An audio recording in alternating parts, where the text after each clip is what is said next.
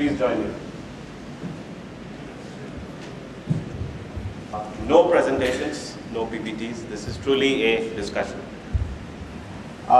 We thought we'd end on a slightly uplifting or beyond technology note and really get away from all the cloud computing and disruptive technologies and the green and the security and the storage, and talk about, what more can we do as CIOs? What can we do outside of our immediate roles? And there are two. What does it mean to go global? So most of us predominantly have grown up or have worked in organizations that are domestic.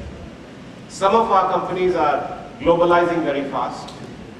I was talking to somebody yesterday, and they are now operating in 30 countries.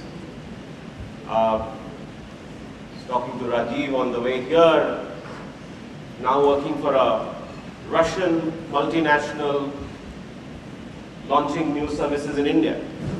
They have a joint venture here in China. So all of you are now starting to see, or some of you are now starting to see clearly by changing your company or through the way your companies are evolving, very global roles.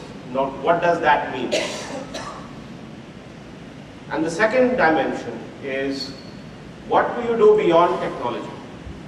While you are in technology, are there things you can do that go beyond the ambit of just your company, your role? And there, this year, we've been talking about a few things, about driving greater diversity, creating a more inclusive growth.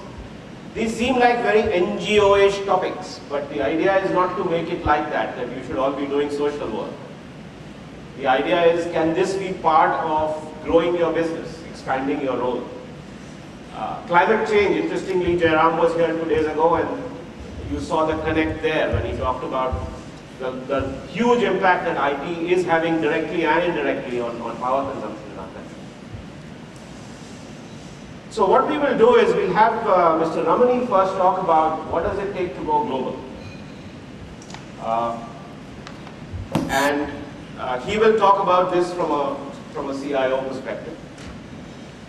We will then go on to Homi to talk about some of the issues around inclusive growth, climate change, and how that might apply to the CIO role. And of course, one of the themes we've been talking about is security. And so with Raghu there, we can't not talk about it. So Raghu will tell us a little bit about how there's a broader security question in which the CIOs can play a role. And then we'll end up with Vijay to, of course, come back and really challenge us that, are we ready for this? Is this a pipe dream? Are we talking in the air? We talk about all these technology problems, then we say you have to be a leader and you have to manage all these people and you have to work with the business and you have to become the CEO and you have to interact with the board, and now you're saying go do diversity. Is this the right time? Are we ready for it? So that's how we are going to do this session. Gentlemen, I'd ask you to keep your comments brief. It's late, lunch is around the corner, and we do want to have discussions. So with Mr. Ramani, if you could please lead off. Thank you. Yes, this topic is slightly different. We are straying if can become a leader or not is not in question. That's what I say. It all depends upon individual, and if you have the leadership quality, whether it's you are a CIO or a CFO or whatever it is, it doesn't matter. You will rise above your roles anytime. Then if you are not a domestic leader, at least be a CIO, become one. That's all. That's the first requirement, is that we cultivate the attributes that makes you to be a leader. Then how different, when you say look globally, then you look at how different it is to being a leader domestically and being a leader outside. Then fundamentally the principles are not different of leadership, whether it's a domestic leadership or a global leadership. It's all dealing with customers, the people, the processes, the technology, the regulations. The variants are different from different places, the situations are different. You have a different cultural environment you have to think of. You have to wear multiple hats and look at the way the problems are seen through multiple cultures. You have processes, the legacy level will be there, and everywhere the way what is legacy here might be quite modern in another area. So if you do some project in Kenya and then come down to say Bangalore, so Bangalore will be some 100 years ahead of Kenya. But if you go to some Kondapalli village in Andhra Pradesh, it will be less than the standards of Kenya. So these are the aspects you have to keep in mind, the culture and the stage in which the processes are there. Then fundamentally, you must be adaptable. You should not have one solution fit all already prejudged situations. You have to take the call as and when the situation is presented to you. Then you must also have an understanding of the law and regulations of the place where you are working. For example, a contact center in India can respond in any which way to the customer, but the same kind of response, if you give it to a US customer, you might end up with a lawsuit. Then secondly, you should, if you are grown up to be a leader, whether it's global, you must get it done. You must have a very high degree of delegation. You work with people when you go leadership. You work with people. There are a lot of people, they know what to do. Then the leader decides what to do. You should be able to come up with solutions. Then secondly, in the context of a particular banking experience that I have when we set up operations in Singapore, Hong Kong, Shanghai and Dubai, fundamentally the question became legal of managing, because we said we got excellent facilities for funds transfer. The moment we have to deal with anti-money laundering and also filter those names which are coming in the terrorist list which is given by the United Nations.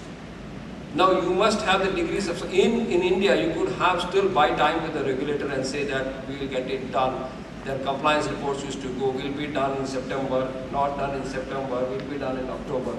But when it comes to Hong Kong, either it is a yes or no. You have it or you don't have it, or you don't get a license. So these are we are used to, you must be able to perceive what are the standards in different places and you have to adapt yourself. If you go to a place where there are no such standards, if you are a leader, you will ensure that those standards are brought to that country. Because that is, instead of take the easy way out, that's a different way to approach it. Then the other part that is that you should also understand a lot about economics and the way people behave. The economy of the country. So these are the ways in which you can make yourself understood as a leader. Because if you don't talk economics, if you don't talk social aspects of their life, you are not actually there as a leader. So basically, I would say three things in mind. Whatever it is, if you are going to develop it, you are a problem solver. You are an innovator. That's why they come to you. And then you should listen more. See, PCIOs also develop a habit of complaining. CIOs don't complain, leaders don't complain, they give solutions. And when you look at a problem and somebody is actually, natural instinct is to help. Natural instinct is to do something with your knowledge, your ability to get things done. With this, I hand over to you. Thank you. Yeah. I'll just say a few words about inclusive growth, because something which I was very impressed by when the Prime Minister came out with the statement. I said, this is just what India really needs, and we've got to focus on this huge divide which is growing between urban development and rural development. And unless we have an inclusive growth model, we'll really land ourselves in all sorts of problems, pressures on the urban infrastructure by people moving from the rural areas, and we've got to really attend to some of the problems of rural India. About a year and a half or 2 years ago, we decided, as I said yesterday in my talk, to really develop some insights into agriculture and the state of farming in the country. And we sent 30 of our managers out to meet farmers all over India and talk to them. And they came back with quite a sad story, really. Most farmers were saying to them that they felt that their generation was gone. They were condemned to this fate. Their fathers had been farmers, their grandfathers had been farmers, they had no choice. But certainly they didn't want their children to continue in farming. And we also found that most of them, they pushed out their younger and more intelligent kids into urban areas. They really pushed them out of the house, saying, here's 50 rupees, go, make your life, don't come back to the farms.